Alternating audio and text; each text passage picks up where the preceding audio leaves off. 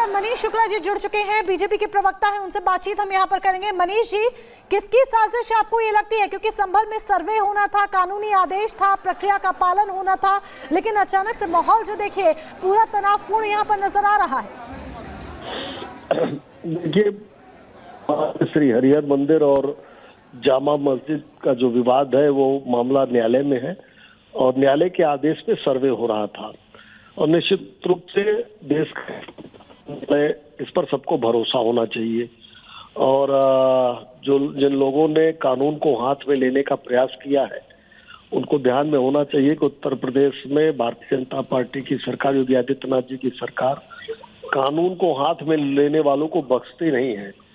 सबको न्यायालय का सम्मान करना पड़ेगा, कानून का पालन करना पड़ेगा। जो लोग भी पीछे हैं उनके ऊपर कार्रवाई की जाएगी। संभल में सारा प्रशासन मौजूद है घटनास्थल पे और अभी जो जानकारी है कि स्थिति नियंत्रण में है और आपके माध्यम से जरूर कहेंगे कि शांति स्थापित रखें, कानून को हाथ में न ले। जो लोग भी व्यवस्था को भंग करना चाहेंगे उनके ऊपर कठोर कानूनी कार्रवाई सुनिश्चित की जाएगी। लेकिन मनीष शुक्ला जी, जो ये अचानक से हालात बिगड़ गए हैं संभल में, इसे देखकर क्या समझ आ रहा है, कौन इसके पीछे हो सकता है? अब देखिए, जिनको कानून, जिनको संविधान और अदालत पर भरोसा नहीं है वो लोग ही ऐसा काम कर सकते हैं। फिलहाल अभी वर्तमान स्थिति में प्रशासन वहां ऊपर इस घटना के पीछे कौन लोग हैं उनको भी चिन्हित और जो लोग भी शांति व्यवस्था भंग के दोषी हों के उनके ऊपर कार्रवाई सुनिश्चित की जाएगी। मनीष जी, जिस तरीके से हालात यहाँ पर बने, देखिए सर्वे शुरू होता है और 1 घंटे बाद ही हालात अचानक से ये तनावपूर्ण हो जाते हैं, नफरती पत्थर चलने शुरू हो जाते हैं। क्या आपको लगता है कि इसके पीछे बाकायदा एक साजिश थी कि उत्तर प्रदेश के माहौल को, संभल के माहौल को खराब किया जाए?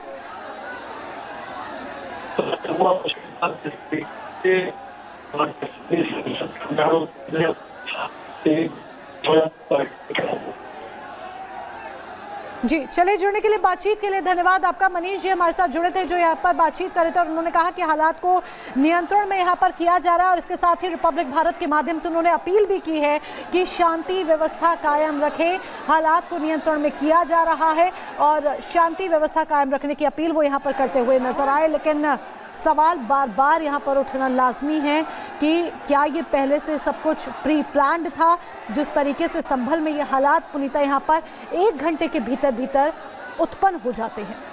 बिल्कुल, मंदिर और मस्जिद का विवाद और इस विवाद को लेकर संभल में आज हालात तनावपूर्ण इसलिए नजर आ रहे हैं क्योंकि जब सर्वे की टीम वहां पर पहुंचती है और इसके बाद सर्वे का काम शुरू होता है तो पुलिस फोर्स जिनकी मौजूदगी वहां पर नजर आती है, लेकिन भीड़ पुलिस फोर्स पर ही पथराव कर देती है और इसके बाद स्थिति लगातार बिगड़ती हुई दिखाई दे रही है। हालांकि अभी हालात को काबू पाने के लिए वहां पर हर कोशिश जारी है, लेकिन इसके बावजूद भी भीड़ जो है वो बेकाबू नजर आ रही है। हालांकि ये देखिए, अलग अलग एंगल से हम अलग अलग तस्वीर आपको दिखा रहे हैं, कैसी चुनौती वहां पर इस वक्त पुलिस प्रशासन के लिए भी, क्योंकि एक तरफ जहां भीड़ को हटाना है तो दूसरी तरफ सड़कों पर सिर्फ पत्थर ही पत्थर नजर आ रहे हैं। आंसू गैस के गोले दागे गए और इसके बाद देखिए छतों के ऊपर से कैसे पत्थरबाजी की जाती है और सवाल यही उठता है कि आज अचानक से पत्थरबाजी क्यों शुरू हो गई, क्योंकि कल देखिए जब नतीजे सामने आए और इसके बाद प्रदर्शन जिस तरीके से बीजेपी का शानदार इस उपचुनाव में रहा है, क्या इसे भी इस संग्राम को जोड़कर देखा जा सकता है? क्योंकि कल चुनाव नतीजे सामने आते हैं चुनाव के, उसके बाद आज संभल में हालात तनावपूर्ण हो जाते हैं और इसलिए कई सवाल भी उठने शुरू हो चुके हैं कि क्या इसके पीछे किसी की साजिश है। संभल में भारी बवाल, लाठीचार्ज वहां पर किया गया है, भीड़ को वहां पर खदेड़ा गया है, लेकिन भीड़ इस कदर बेकाबू हो गई है कि ना समझने को तैयार, ना मानने को तैयार, ना पीछे हटने को तैयार और यही वजह है कि यहाँ पर आंसू गैस के गोले दागे गए। स्थिति को अभी फिलहाल कंट्रोल करने की पूरी कोशिश जारी है, लेकिन सवाल ये कि बीते 4 दिनों से जहां शांति व्यवस्था कायम थी वहां पर अचानक से माहौल कैसे बिगड़ गया? आखिर ये जो भीड़ है वो इतनी तादाद में अचानक से कहां से आ जाती है? छतों पर इतने बड़े बड़े पत्थर आखिर कैसे पहुंच जाते हैं? और प्रदीप मिश्रा हमारे साथ बने हुए हैं। प्रदीप मिश्रा, एक बार फिर से वहां की जानकारी दीजिए, क्या स्थिति वहां पर?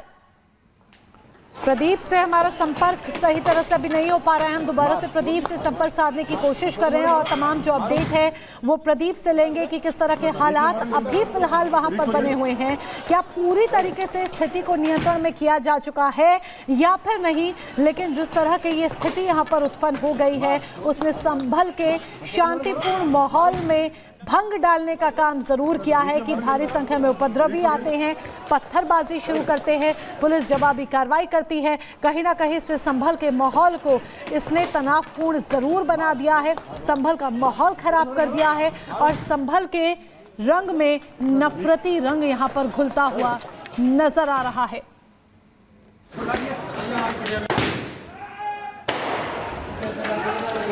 ये 15-15 साल के लोग हैं। तो आवाजें आप यहाँ पर सुन पा रहे हैं। गोली देखिए, आंसू गैस के गोले जो है वो दागे जा रहे हैं।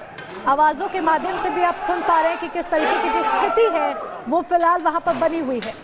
लगातार भीड़ को खदेड़ने की कोशिश की जा रही है। ये देखिए, जो तमाम दुकानें हैं वो भी बंद है। हालात को देखते हुए दुकानें बंद है। प्रशासन की तरफ से क्या अपील की जा रही है, सुनिए जरा।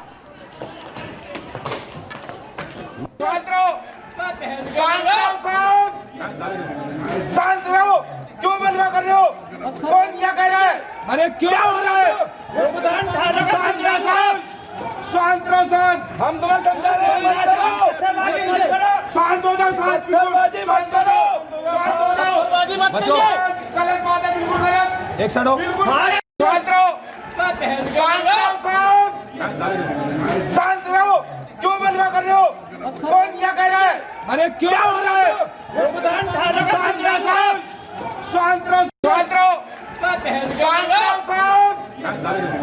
शांत रहो, क्यों बलवा कर रहे हो? कौन क्या कह रहा है? अरे क्यों हो रहा है? शांत रहो, प्रदीप का रुख कर लेते हैं। प्रदीप, अभी बताइए वहां पर क्या हालात को नियंत्रण कर लिया गया है?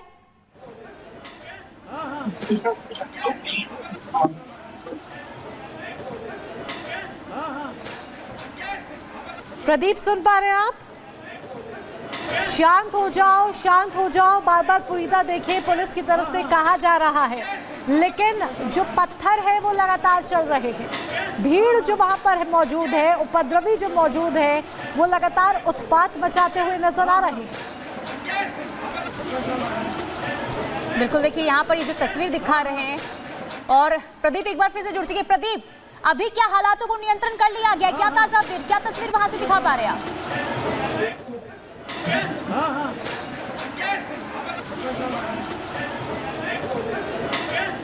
मैं दिखा सकता हूँ। डीएम लगातार जो है लगातार मुर्जा पकड़े हुए हैं। डीएम एक छोर पर डीएम को लगाया गया है तो दूसरे छोर पर कप्तान लगे हुए हैं। लगातार दोनों तरफ से घेराबंदी की जा रही है जिससे कोई उपद्रवी जो है वो ऊपर को न चल सके, लेकिन लगातार शांति व्यवस्था कायम है। क्या सिचुएशन अंडर कंट्रोल है प्रदीप? क्योंकि हालात जो आपके पीछे नजर आ रहे हैं वो दिखा नहीं रहे हैं कि सिचुएशन अभी पूरी तरीके से अंडर कंट्रोल है। मैं आपको लगातार दिखा सकता हूँ कि लोग जो है यहाँ सामने इकट्ठे हो गए हैं और नारेबाजी कर रही है, नारेबाजी की जा रही है। आज सुबह के गोले चले जा रहे हैं, रबड़ की बुलेट जो है वो छोड़ी जा रही है पुलिस द्वारा, लगातार देखा जा रहा है। लेकिन सामने लोग जो नारेबाजी कर रहे हैं, काफी संख्या में भीड़ इकट्ठी है और पुलिस ने कंट्रोल करने का प्रयास किया है।